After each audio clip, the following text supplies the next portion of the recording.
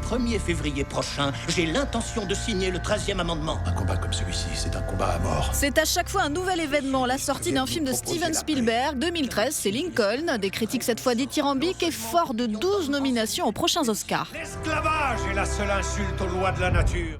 Allez, on rembobine, s'il vous plaît. Steven Spielberg, c'est presque une trentaine de films, autant de grands écarts entre les histoires vraies, les faits historiques et les mondes imaginaires, et surtout l'inventeur du blockbuster. Souvenez-vous.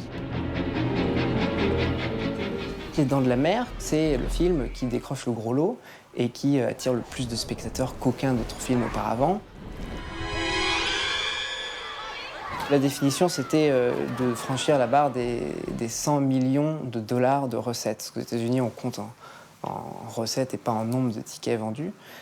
Et donc le film parvient à faire ça et crée la mode de ce que va être le divertissement hollywoodien pour les 30-40 années qui vont suivre. Pourtant, depuis quelques temps, les critiques et les spectateurs s'interrogent. Spielberg s'est-il encore filmé? Rendez-vous dans un magasin de DVD avec Clélia Cohen, journaliste et spécialiste du cinéma spielbergien. Au cours des années 2000, Spielberg s'est mis à faire des films assez sombres, qui ont pas mal déconcerté son public qui était acquis depuis des années. Et il y a eu une période où, quand il faisait des films comme AI ou comme Minority Report, qui étaient des films très sombres, ou La Guerre des mondes, les gens en avaient un petit peu marre et ils avaient un peu envie de retrouver son côté enchanté qui avait fait sa gloire dans les années 80, comme E.T. et Rencontre du troisième type.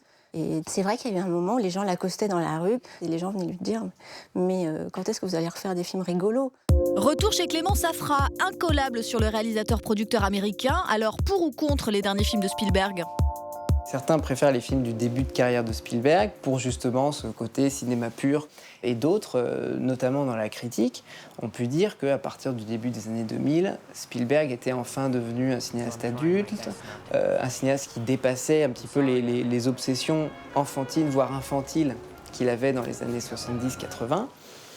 Donc c'est une question de goût.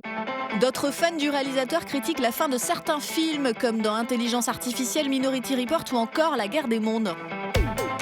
Et les craintes de panne artistique s'accentuent avec Cheval de guerre en 2012, un titre faiblard, une avalanche de bons sentiments qui a même agacé les plus inconditionnels et un semi-échec au box-office. Même pour quelqu'un qui connaît très bien Spielberg, c'est difficile de deviner qu'il allait faire un film comme ça. Surtout après avoir évoqué des sujets très graves, parfois politiques, comme Munich quelques années avant. Faire un film raconté du point de vue d'un cheval, qui semblait être un sujet quand même pour Disney Channel, c'est très surprenant. On est loin du film modèle des débuts, c'est en ces termes que François Truffaut parlait de Duel en 71, reste ce que Spielberg, inventeur, précurseur, a apporté au cinéma. Le plan le plus reconnaissable de l'univers de Spielberg, peut-être sa signature, c'est ce travelling avant sur un personnage qui regarde hors champ quelque chose qui le dépasse, qui l'émerveille, qui est de l'ordre du sublime.